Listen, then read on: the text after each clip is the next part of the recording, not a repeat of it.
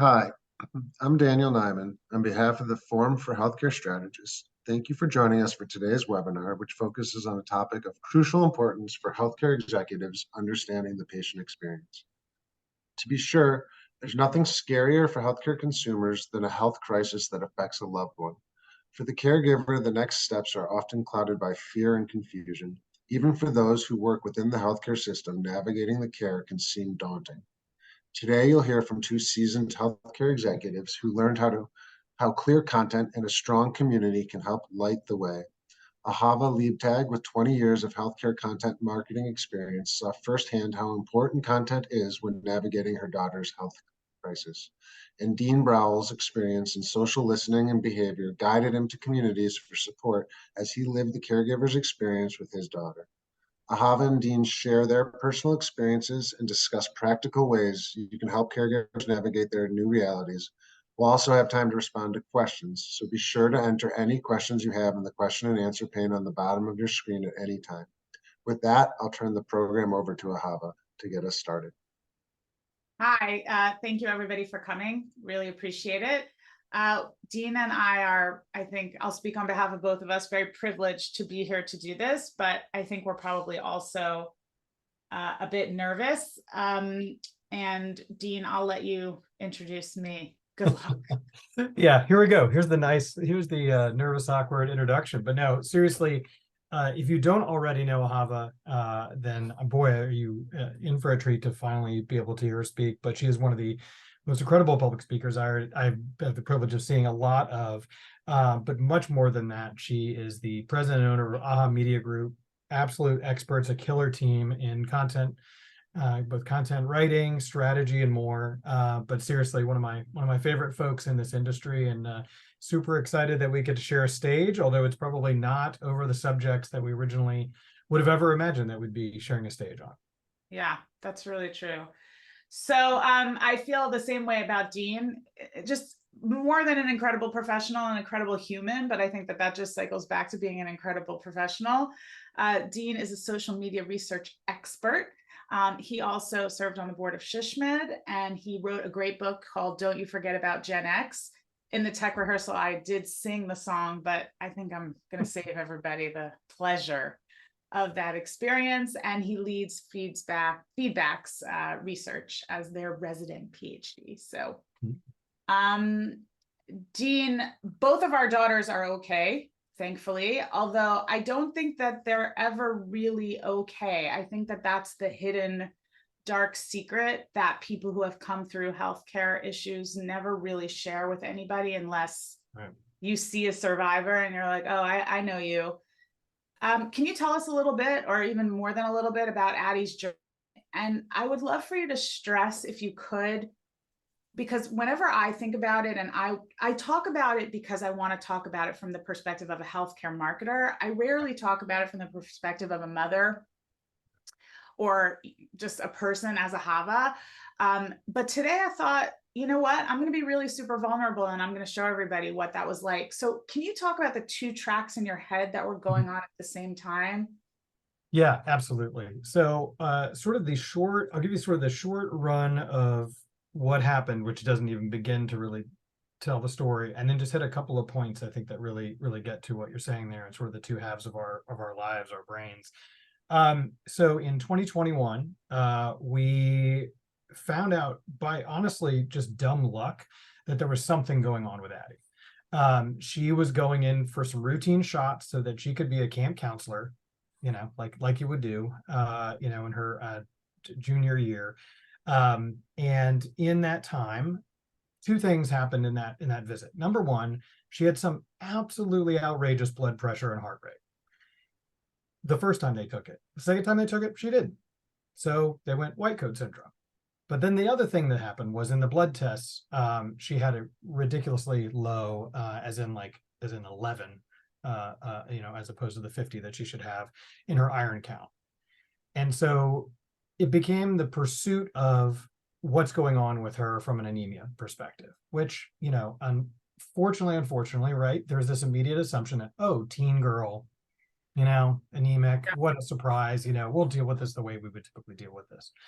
So fast forward through many trials and tribulations to find out what's going on. And many more times that people said the words white coat syndrome on that blood pressure number as it kept coming up. And it would go up and then would go down in the same office visit. And so it wasn't until many months later that we would finally get a firm diagnosis. And that would be that she had a paraganglioma. Now, there's many things that went into this diagnosis, everything from invasive and non-invasive tests of all different types. But a paraganglioma is only 4 in a million, incredibly rare. The most sobering statistic really about it, aside from its rarity, is the fact that basically 90% of paragangliomas are found in autopsy. And that's because paragangliomas attach themselves to the adrenal gland. And so it spikes your heart rate, your fight or flight, right? Like just hits it super high all the time. And so we went in for surgery to get it removed, which in its own way, I'll bring that up in one of the milestones, was a feat into itself, where we discovered it had grown and migrated a bit to also encompass much of her small intestine, i.e., there's where the anemia came from. So in other words, we went into surgery with actually no resolution or diagnosis as to the anemia issue that originally sparked this entire thing. So surgery was a huge success, if like not 4 times longer than it was supposed to be. And we do know it's a genetic element. It was from her mom's side, we found out. It will be back. So she does regular full body MRIs every year in order to, basically ensure that when it comes back, we can do some non-invasive, hopefully, things to be able to get rid of it. That is an incredible reduction of what we went through. Yeah. The couple of things I wanted to point out, though, I think that really get to that two heads, kind of two perspectives, were one, it took a while to be taken seriously. She went a month and a half without any blood pressure meds, even though at one point one of her in-office blood pressure tests was 248 over 130. And it was a month and a half before blood pressure meds, before we got on those. And so meanwhile, not going without any kind of diagnosis or like a lot of assumptions, put her family, and myself into many different communities trying to understand what is going on. And then even when we did get the diagnosis, it was interesting because it's very rarely diagnosed correctly early in young people. And so that diagnosis, though, really brings me to my second milestone, which is we went into the doctor's visit on June 4th, knowing that she likely had a paraganglioma. The reason we knew that is because the EMR released the test results of a very specific test 24 hours prior. So that meant me staying up late, and at 2 a.m., bawling in the kitchen, realizing what this meant. This meant a tumor, that this meant, what we were. Now, it meant for also a very much more productive, honestly, I think, doctor visit. But I'm sure that's not how the doc wanted that to go, of course. And so that makes for an interesting kind of element of this whole thing. And then to sort of lastly, for us, it was also about, it was rare. We were told up front, even with the diagnosis, our biggest issue is going to be finding a surgeon that has ever taken out a paraganglioma. We got incredibly lucky, and I want to make sure I lift up the Children's Hospital Richmond and MCV, VCU Health, because Dr. Boomer, head of pediatric surgery there, happened to have done 2. That is insane. Almost no one in the Eastern Seaboard has done 2 because of the rarity of these. The rarity, and then also finding it in a living patient to be able to remove it. I mean, all of those things combined to make it very, very rare.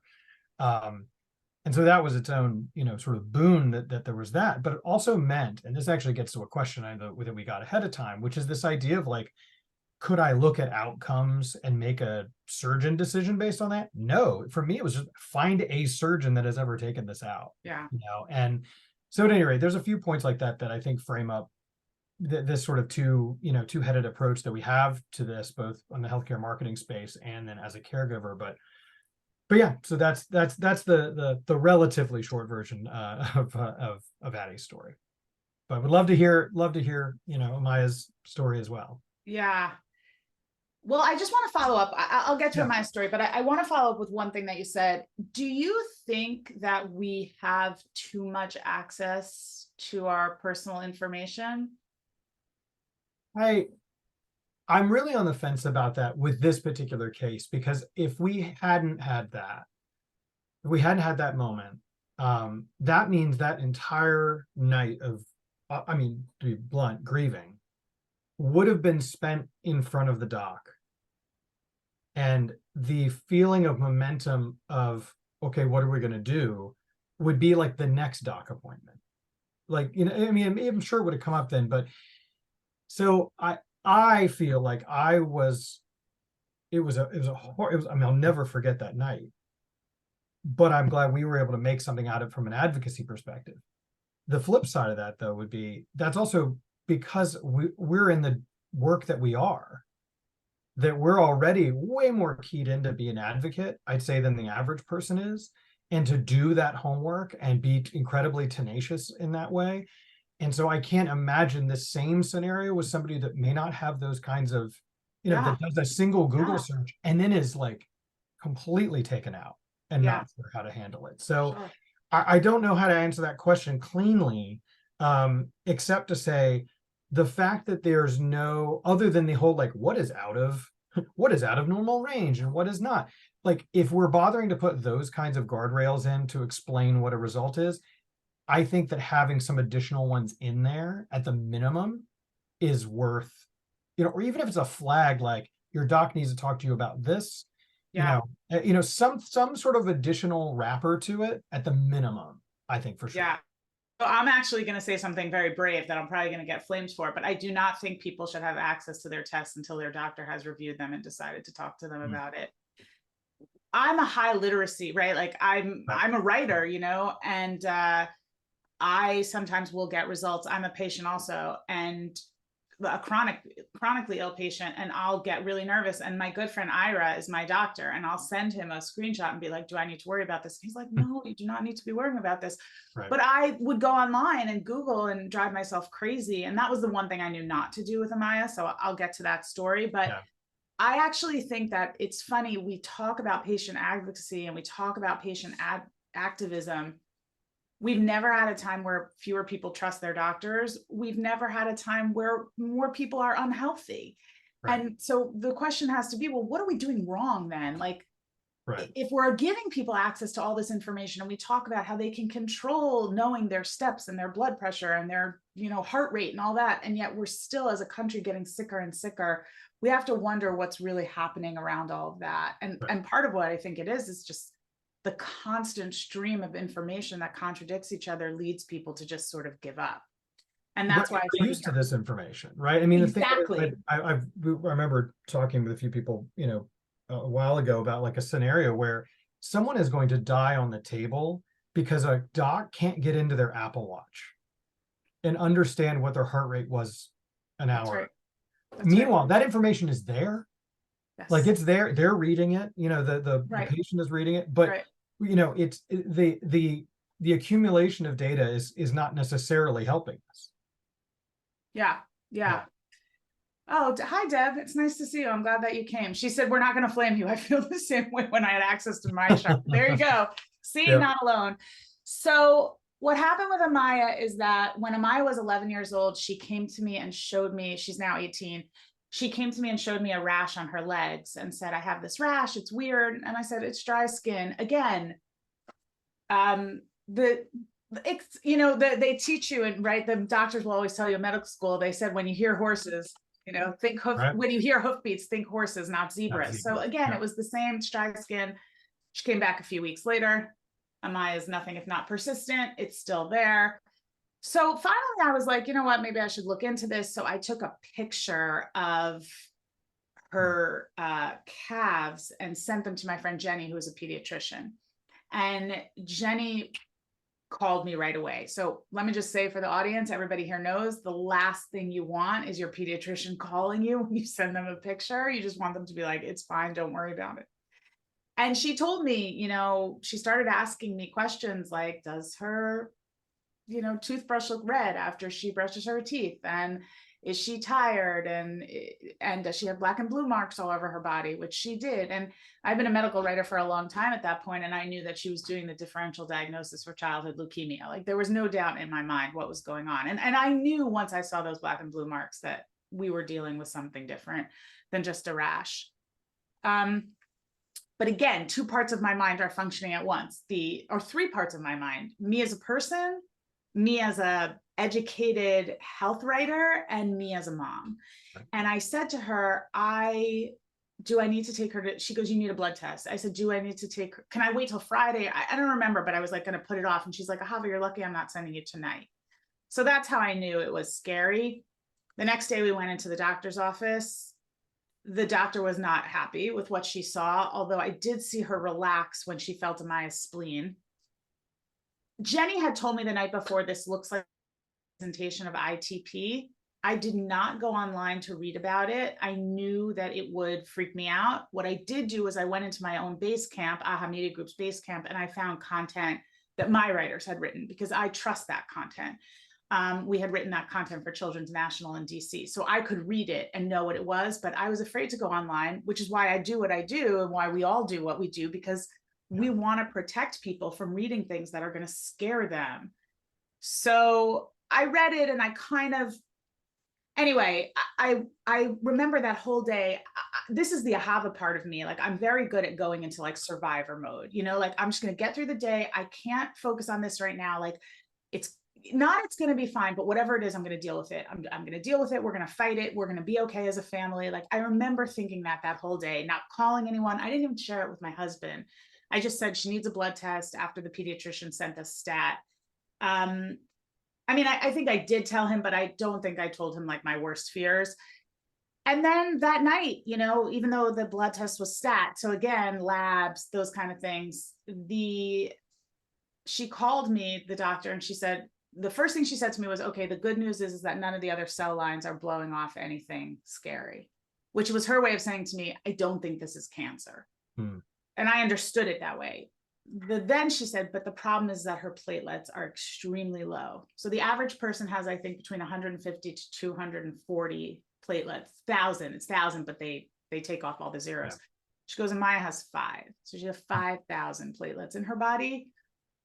She said, that's really dangerous, right? Because she falls down, she gets hurt, she can bleed out because her platelets are not clotting her body. There's no protective mechanism there for her. And that's why she had the rash, which is called petechiae. It was little blood vessels bursting underneath her skin. That's why she had all the black and blue marks.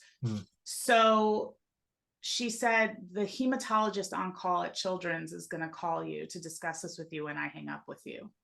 And I pressed end and the phone lit up and it was the hematologist on call at Children's. And I will never, ever in my life, and if there's one thing you take away from this webinar that I said, it's this moment, which is that I had written about every possible thing that could go wrong with the human body. And this doctor started talking to me about my child and my mind went white.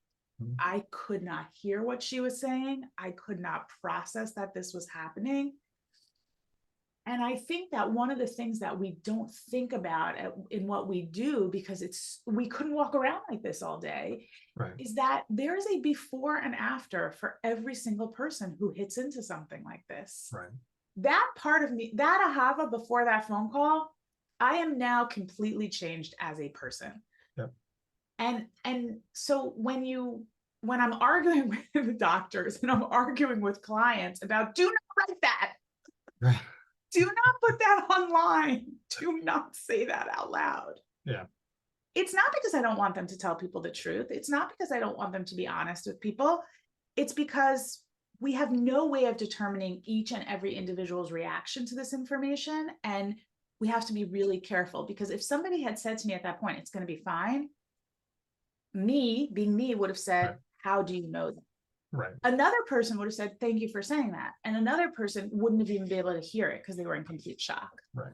So anyway, the end of the story is that Amaya went in the next day. The hematologist on call said to me, I think with an 11-year-old, we can be pretty sure that if she falls down, she'll be able to tell us. You don't need to come in tonight, but I want you to come in at 7 a.m. the next day. They followed her case for about 2 months. they kept giving her blood tests every week, but they wouldn't treat her, because sometimes ITP shows up and then it disappears. They're not really 100% sure of the mechanism. It is an autoimmune illness. And finally, we didn't know what to do. So we happened to live in the community with a lot of doctors, and I called a doctor. Somebody introduced Jenny, actually, the original pediatrician, introduced me to this doctor named Mariana Horn, who said to me, I think you need a second opinion. Let's go get you a second opinion. So they sent me to the doctor who became Amaya's doctor. And working with him really changed a lot of my perspectives on things. He was in his early 60s. He'd been a pediatric hematologist for 35 years. He had watched the field of pediatric hematology transform. They can treat a lot of childhood leukemias now before they could not touch them. And so he had really seen a lot of changes. ITP had new medications, new ways of managing it. And when we came to see him, he said to us, I do not agree with the way that physician has dealt with Amaya. Amaya should have been treated 2 weeks into monitoring her blood.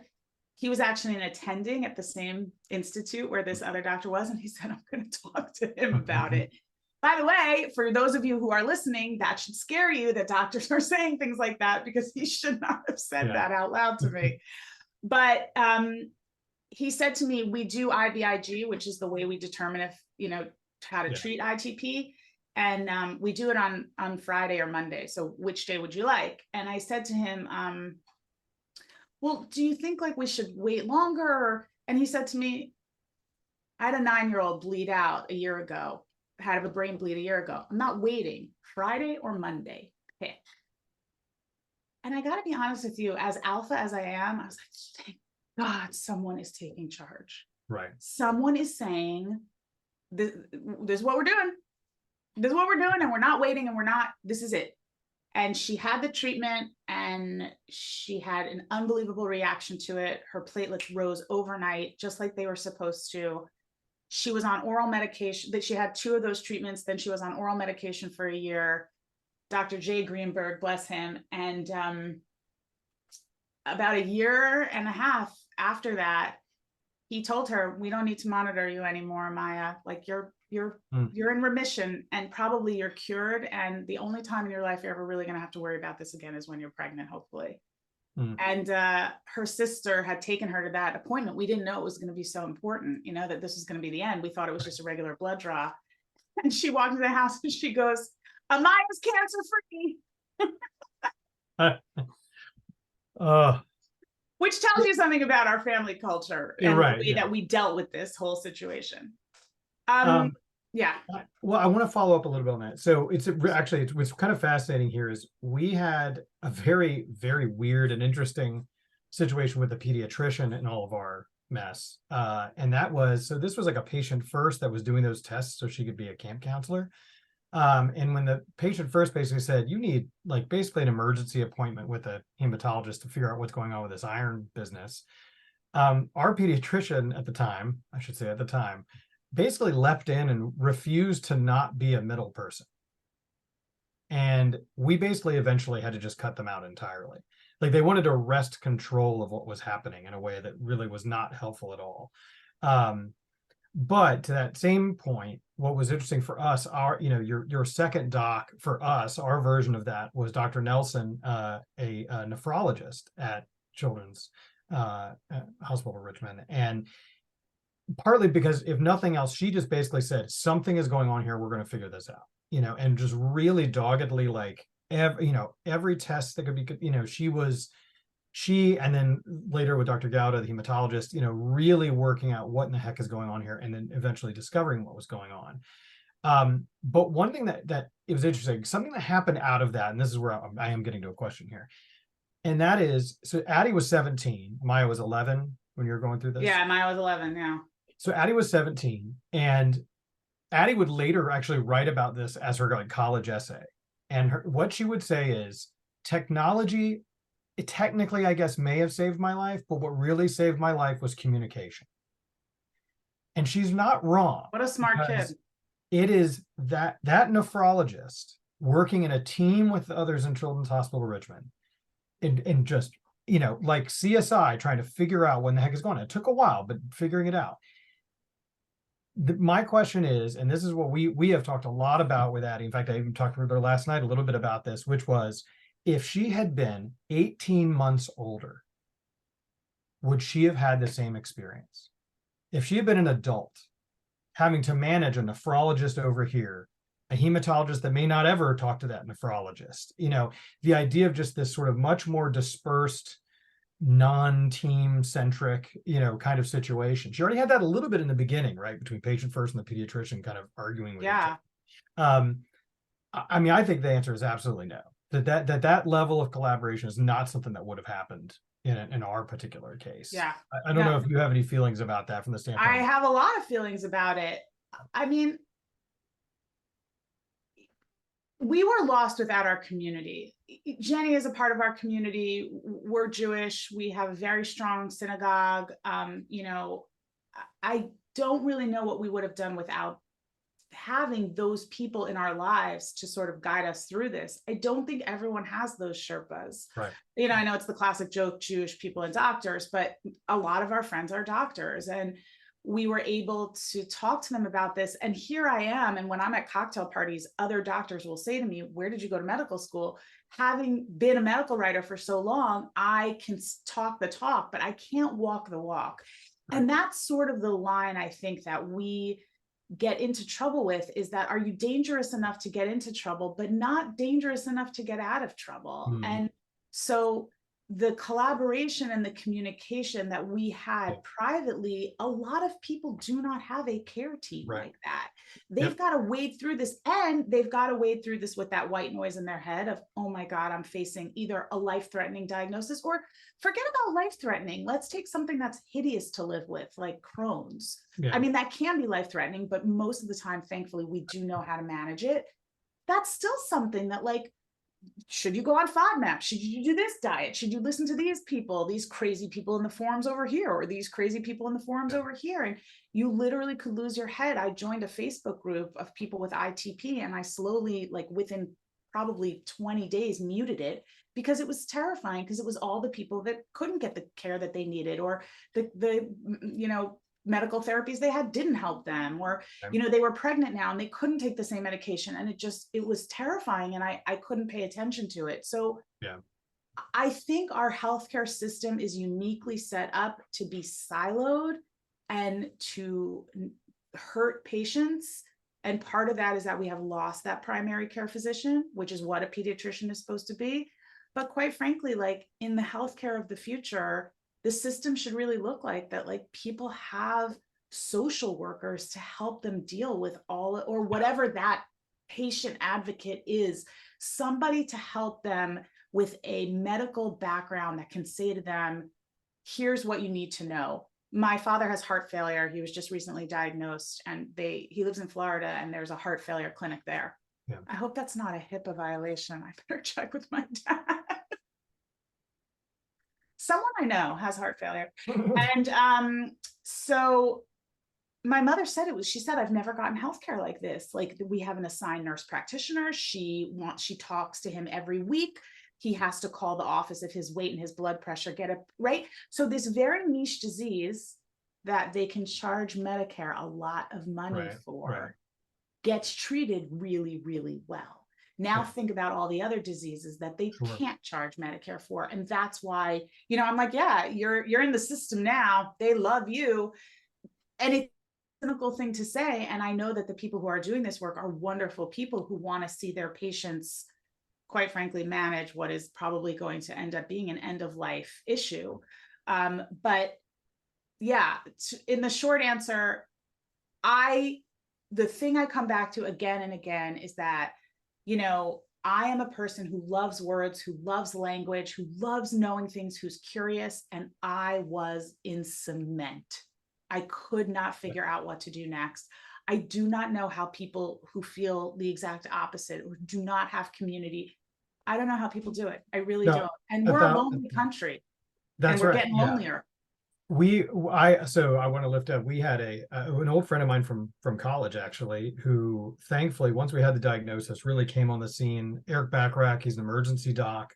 And he had privileges, of course, in all the hospitals locally. So even this isn't the height of COVID, we were incredibly lucky that he came and sat with me for all of Addie's surgery, which is saying something, because Addie's surgery was supposed to be an hour and a half and ended up being 6 hours because they didn't know that it was Right. It was the lower intestine. Yeah, it was extra adrenal.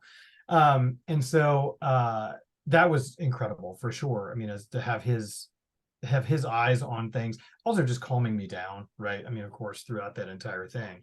And I think the other, it's fascinating to me to, now looking back on it, I think that there's an interesting gap, I think, in pediatrics too, between explaining something to the caregiver versus, say, the child. And one of those gaps that we ended up experiencing, this isn't something I blame anyone for, but for example, because of that small intestine removal, Addie thought she was going to be waking up to like the best day of her life. And instead she woke up to a feeding tube for several weeks. And it was honestly, that was almost more traumatic than everything that she had already been through, because she, I think this expectation was, hey, it's out, right? I mean, the worst thing we were trying to deal with were there was all kinds of crazy things they had to do with the blood pressure meds, because as soon as they removed the tumor, her blood pressure was going to bottom out because it was just, putting fight or flight out there. And she thought that was like the biggest, aside from like, I'm having massive surgery, but like, major surgery. And I like that kind of element of counseling when she woke up and things like that. I mean, all of us were very spent by the time that we even got to that part. And that is one part where I really feel like that kind of care and advocacy on that end of things, I think would have been really, really, really helpful. I see a question, Elizabeth, you mentioned did either of us work with a nurse navigator? I know we had some contact when we were in the hospital, finally for the surgery, but prior to the surgery, no, not for us. No, us either. I do recognize that we're about an hour into this, and I do want us to talk about, as healthcare marketing communication professionals, like what is the number one thing we would take away from this? Yeah. For me, so obviously when I think about a toolbox, right? I'm a content person. So when I look in a toolbox, I see it through the lens of content, but I think I can broaden my scope a little bit and say this. Whatever you think your audience understands, they don't. Say it again, say it again, say it again, say it again, say it again, say it again. Whatever content you can create that you have the budget to create, writing, video, maps, to-dos, checklists. And it's not just lead gen content. We also, we spend so much money and time writing these conditions and treatments pages. You're writing tons of other content around those exact ideas. Get a great taxonomy moving and make sure there's one-stop shop pages for everything you've got that's important to the strategy of your healthcare organization. It's just so beneficial for people to know if they want to know. If they want to know, it's there for them and they can know it. And by the way, it's getting scarier out there. So I don't want to terrify anybody, but from a content strategy perspective, if you thought that SEO was problematic, now we're getting into AI search. They're going to comb your pages and they're going to spit back to people what they think is true and real and right. And that is not what's happening. I can't tell you how many AI searches I've done experimenting with this stuff since they launched it. And it's like, this is missing this and this is missing that. And so I just think, as much as you possibly can, look at your top 10 strategic service lines and make sure that there's a lot of content out there that supports patients' journeys. Even something as simple as bring a snack to your first appointment. Here is how you park. Literally have somebody go from the parking lot to the hospital with an iPhone. People will love it. That is helpful to them because they're already riding on their baseline. They have no executive functioning. So that's what I would say. I wish that I had just had things to read that I trusted. And that's why brand and social are so important, because if you make that meaningful impact with people and something does happen to them, they are going to trust you and they are going to look Yeah. at your content. The content I trusted was on my Basecamp, you Yeah. know, but if I had, you know, it happened to be that the doctor we went to was Children's National, which is what we had written for. But Yeah. I think if it had been a different situation, I would have gone to that hospital's website and read their content and would have kept me as a patient, not made me go. Yeah. Yeah, just to answer that, Sam, and this is Yeah, actually I wanted answering to ask you, yeah. Deb's question on this too. I think it, you know, for me, and this is, of course, I look at it through the lens of, you know, communities that are online, the way people are getting information, whether, you know, correct or not, right? I think for me, it's similar in the sense of what is a trusted community that is full of both advocates, correct information, and a community that can actually help you with some of the day-to-day.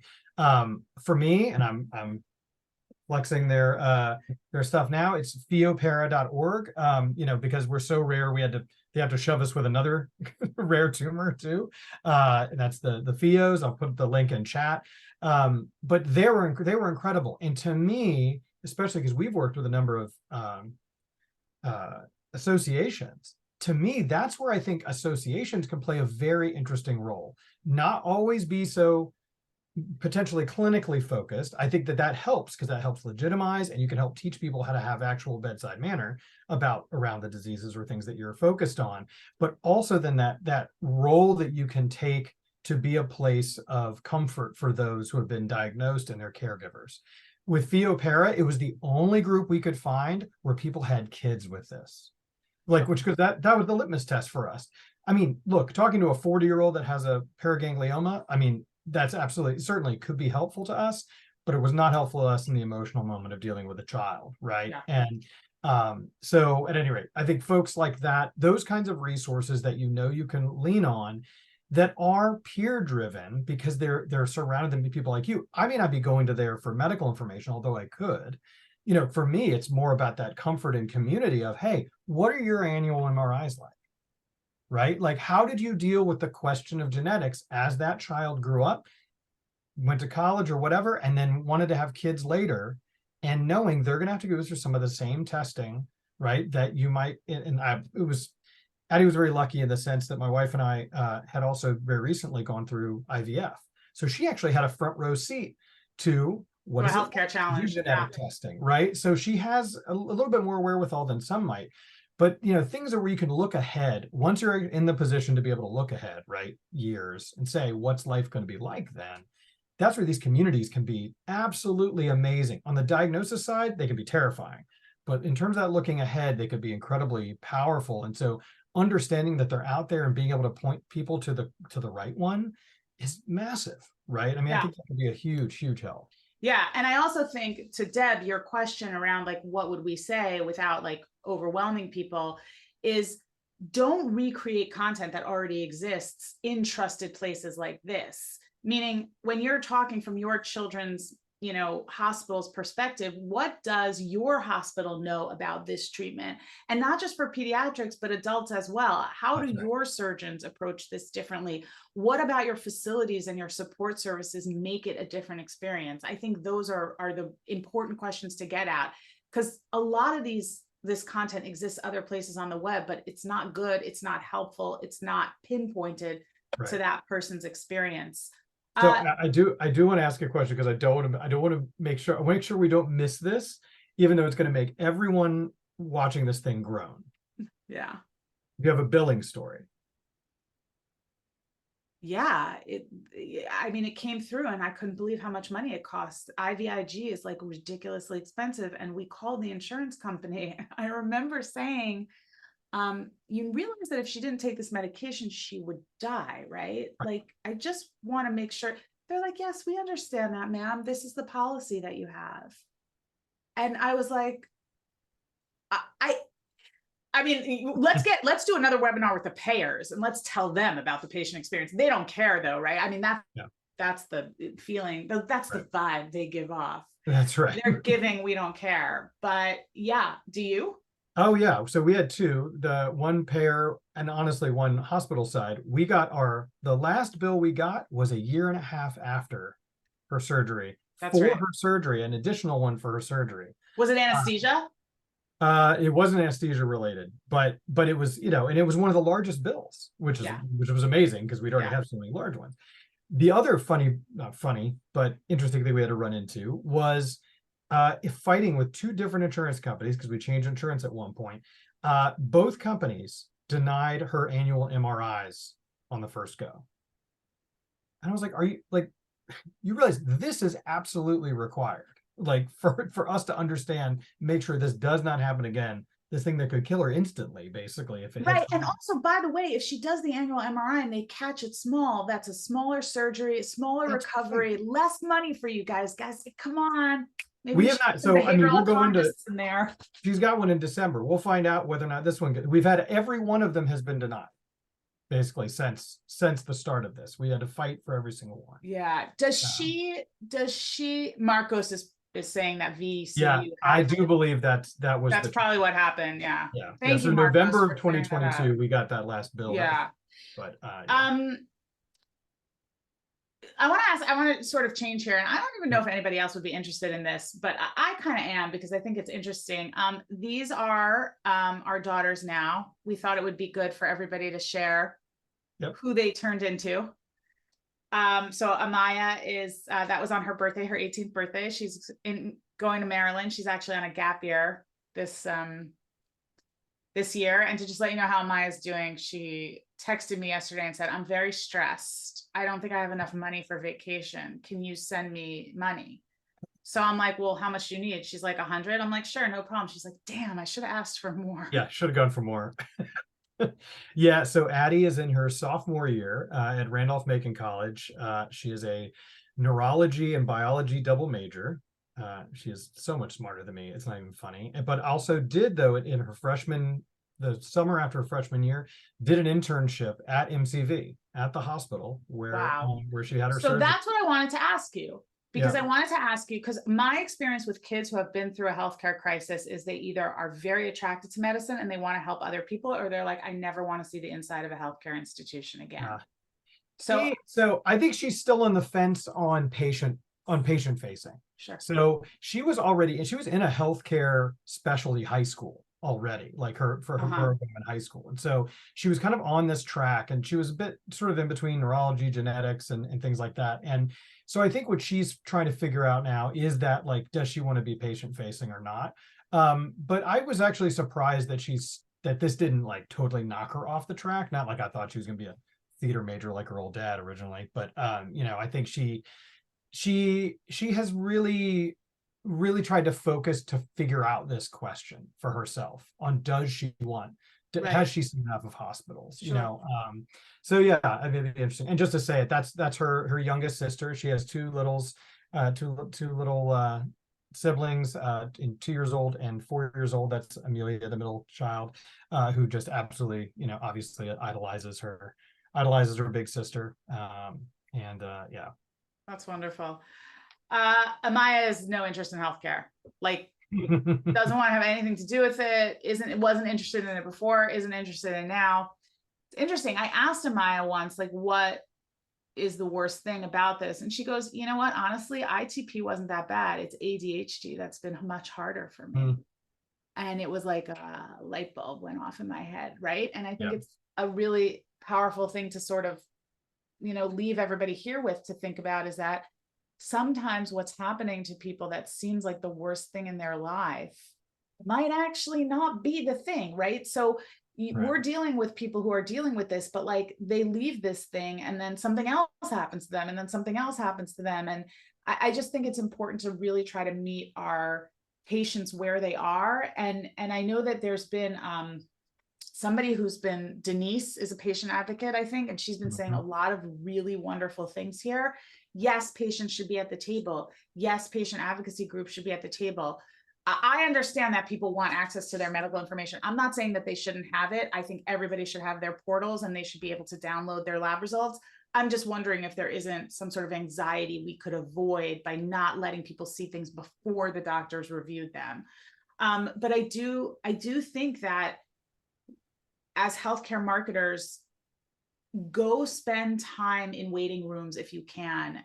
Go to patient forums, looking at your traffic, looking at your downloads, like those are all important metrics, but go read the comments on Facebook, as annoying as they are. Right. I mean, there are always these crazy annoying people who post, and you just have to ignore those people, right? Like they're not your target core customer, but who is your core customer? Are they showing up there? Are they making helpful comments for you? The most frustrating thing I think about being in marketing and communications is we have no operational control. But those comments and that social listening is where you take to your executives in operations and say to them, you want us to bring you more patients, but when patients come here, these are the experiences that they're having. How can we work together to make this a better experience for them? I think that's where I hope this webinar takes people, in that there's a lot of different ways to get at your patients. There's a lot of different ways to hear how they're feeling, Right. and taking that information and then trying to push it back into their care, whether it's through better communication and collaboration or whether it's through better operations. I think that's what we're all trying to do. Yeah. Paul asked a great question here in the Q&A. Can you tell us about how these experiences impacted the way you approach your work? And I'll just start by saying it absolutely was humbling to not be the one looking for other people's diagnoses, and obviously looking for your child's. I mean, I think to Ahava, to your point, right? There's who I was before that day. For me, the night of June 3rd, 2021, and there's who I was after. Period. Right. And so it definitely impacted. I think if nothing else, it also impacted me being able to tell that story, especially from that rare disease day. I mean, we Addie's tumor is rolled up under the zebra, ribbon. Right. For ITP is not. ITP Right. is common and treatable and usually not that big a deal. But that to try and convey now in my work the importance of that for horses or zebras, in that case. I mean, I think it's 1,000% more impactful for me to be able to say, look, we moonlit on 30 different forms, not knowing a diagnosis. And when we finally found one, the relief was palpable. I mean, it's, so that it absolutely has impacted how I work. I think one other element I would just say is that it's also, it to me has also framed I mentioned this before, the power that associations who run patient-facing forums can have, because that legitimacy and validation versus, like you're saying, the more Wild West ones where everybody's exactly over everything. That role to me, I don't think all of them are taking advantage of it the way they could be, but that role to me, I think is huge. Yeah. I want to open it up. Thank you for saying that. It's funny because my experience with patient advocacy organizations have sometimes been negative, but you've had such a positive one. And I'm wondering if it's about finding the right people, like you're saying. It's really about finding those people who are really going to help you. You have to find them. It's not necessarily so easy. They're not just everywhere, right? Like you would think, like the rareness of it and that element of it, I think that makes a lot of sense. I want to turn my attention towards, I want to answer some questions. We have about, I think 10 minutes left before we hear from the voice of God, who will tell us that we don't have that much time, right, Daniel? But do you have any ideas or methods that will and their loved ones truly understand the next steps in the patient's health journey?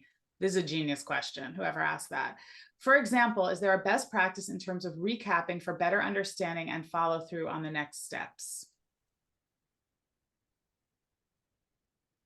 See, you were in a really rare experience. So like, would somebody have even written a blog about like what, you know what I mean? Like, yeah. So the good news is, and this is where, again, I keep, giving props to FIAPara.org.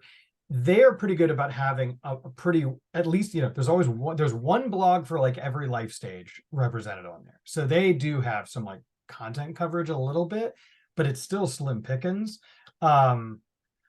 Honestly, part of it, and this is, I don't know if this is even something and I say this as me personally, not even me with my feedback hat on. I don't even know if this is something I could ask, but having on your doctor's bios, somebody mentioned about how their doctor's bios, have, things about them being patients or caregivers, knowing what they've treated. Like, I wouldn't know the first thing of how, if we had not gotten lucky with Dr. Gowda having seen a paraganglioma before and Dr. Boomer having removed 2, I don't even know how would we have found someone who like So fascinating could that you you say tag it that. with the rare diseases they've dealt with? Yeah. I mean, like, I don't even know how, I don't even know if that's something that's, actionable, but like, how would you even begin to find out if somebody has that experience without really drawing out your process even more? So I want to share. So Yeah, go I for it. often talk about how I do have a rare thing, although I think it's becoming less and less rare, but just because of the way that people's digestive systems are dealing with the environment and whatever. But the diagnosis that I had a terrible bout of pancreatitis. I was in the hospital. I was really, really sick. And I had something called sphincter of Oddi dysfunction, which is the sphincter that manages the flow of bile between your gallbladder and your liver and your pancreas. Mm. Not a great place to have a problem. It's Right. a very bad part of town to have something go wrong. And the doctor who I found to do this, I had happened to reach out to my client at Hopkins, Kathy Smith, shout out. And I said to her, and it was at 4 months after I was dealing with this, and I was terrified to ask her because you never want a client to know, but I was at my wit's end. I mean, I was really, really sick. And I remember somebody saw me and they were like, "Oh my God, you look so great. You lost so much weight." And I'm like, like another example of like, you never know what people are really dealing with. Yeah. And she said to me, "Well, actually, I'm meeting with the head of GI today. He's my client and I'll ask him." And she called me back like 2 hours later and she was like, "Tony Kalu, this is his area of expertise and he'll see you." And I went online to read about him and I found a bio of him where he talked about how he invented the stent that they use to treat this illness. And I understood it because I have a master's in communications. Right. I do not think other people is sphincter of Oddi. And I can tell you that I've been on all the forums worldwide because I looked for answers for years afterwards. Even though he helped me, there were other things. And then it turned out I had a larger issue and they solved that. And now I am better, although I deal with it on a daily basis. I do think that, I mean, there are certain pieces of content, like you never know what's going to trigger for somebody that, oh, that's what we need to do next, or that's how we could tackle this problem next. And I think that, writing it and creating it in such a way where it's helpful. I wish that there were more sort of like what we did during COVID, where you'd have a doctor and somebody on like interviewing each other. Like if there was more of this, like, hey, here's how you deal with a child who's had ITP, 10 things you need to know. Where is that online where you have a pediatrician and a pediatric child life specialist and a nurse navigator in conversation, maybe with a mother like me and a child like Amaya? What do you wish you had known? What can you tell to other people? Why aren't we creating more content like that? That's content that's lead gen and it's retention. And that's content that wins awards. So I think that that's what we should be thinking about when we're creating content is how are we going to help the patient? How are we going to help the institution show what it really cares about? I love that. I love that. And I think about that in our own journey, even though we get very specific towards the end, because I mean, I think there is so much laser focused on diagnosis and after that in our case, two months or more of complete anxiety limbo, there's very little content focused there, right? Like, I don't know how to get mommy and daddy to stop fighting between the pediatrician and the children's hospital, like and meanwhile, patient first is already like, this isn't us, good news, you're a zebra, get out. Like, but even like how to navigate those kinds of situations, what to do while you're in that diagnosis limbo, what not to do. I think people forget how much advocacy that a health system could do in that moment that will make me stick with you. That if you can provide me comfort and direction during that time and communication among those teams and show me what that communication looks like, man, you're gonna have me through the whole journey. Because if you drop that ball at some point, it makes it very easy for switching. That's right. And especially if I'm the one managing, your discussions with another provider. The more you put me in that middle, the easier it is for me to say no to one or both of you. Which actually is that if you see in the Q&A, there's a great question in there, I think specifically to your experience, around, do you think the physician knows they're giving a second opinion will provide a better experience or not? Because they're taking business from a competitor. I'd love to know that answer with you, because that was very directly part of your experience. So it's interesting that you say that. With Dr. Kalu, he helped me and I got better. And then years later, I had a resurgence, or what, I don't know what they call it, like a relapse. And I went back to him and he was having trouble making me he did the ERCP, whatever.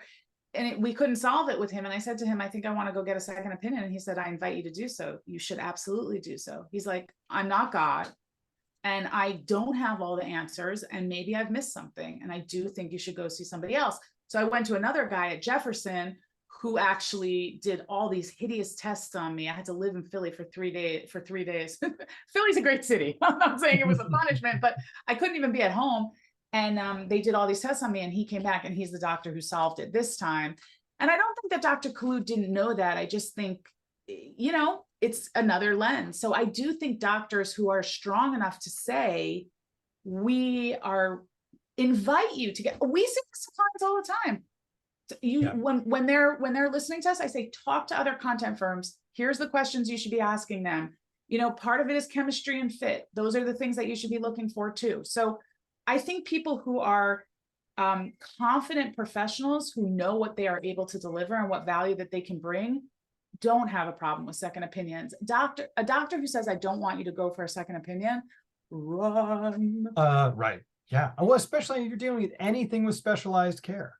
I mean, or not specialized. Or not specialized care. That's yeah. right. I mean, Yeah. if you're not humble enough to admit that you don't know something about medicine, you should not be in medicine. And now all of you are going to be like, okay, well, let me give you the 500 people. No, so I do want to say one other thing, Dean, and this is a shameless plug, but Dean and I are working on a special project together, everybody. And this is actually close to our heart. I became a very passionate patient advocate in healthcare because I believe that regular people needed plain language to understand their lives. But as Aha Media Group changed into both a B2C and B2B, a business to business company, we started to see the same exact problems that we were having in healthcare 10 years before that, which is that nobody could convince doctors and scientists and PhDs and experts that plain language was valuable. So we are actually releasing original research tomorrow about we did a study, a qualitative and a quantitative study that showed that turns out all your PhD friends there and all your MDs prefer plain language to jargon, complexity, all of that stuff. So if we can help shape the consumer and patient experience, imagine what shaping the people in charge's experience would do from a downstream effect. So I do want to let everybody know that research is available, and I want to show the slide where you can reach out to us. And Dean and his amazing friends at Feedback are going to be doing an ethnographic study about this as a third part of the research. So definitely stay tuned for that, because I think that will just add to this whole thing that we're trying to do, which is make it easier for people to get the care that they need and make it less lonely, less siloed, all of those things. Yeah, and spoiler alert, what we're finding when we're studying, how do clinicians talk to one another online? Guess what? It's not in that highly technical language. This is how they're actually talking to one another. So yeah, absolutely. We're excited to be a part of that too. That is amazing. That is so great. I want you all to know my entire career was validated when I saw the results of this study. Yeah. I said Dean was there, and I was like, oh my God. No, we're done. This is it. Congratulations. So I think that's it, right, Daniel? We'll wait for God to tell us that we're done. Yeah. Daniel's the voice of God. If you don't know Daniel Nyman, he's one of the best people to know in healthcare. His mom, Judy, is the godmother of all of us, but Daniel is Daniel's a rising star. So I'm just lucky to be along for the ride with you two. Thank you, Ahava. I'm sure the audience joins me in thanking you and Dean for sharing your experiences and insights. Thanks also to all of you in the audience for carving out time to join us for this important conversation. Please note if you asked a question that we weren't able to get to, we'll do our best to get a response to you. And be sure to complete the evaluation survey as you exit the webinar. We welcome your feedback. Finally, we look forward to seeing you at future webinars, as well as the Healthcare Marketing and Physician Strategy Summit. Check the forum website, healthcarestrategy.com, for more details. That concludes today's program. Thank you and have a great day. Thanks, everybody. Thank you. Thanks, Dean. I really appreciate it. And thank you to the forum for allowing us to have this important conversation.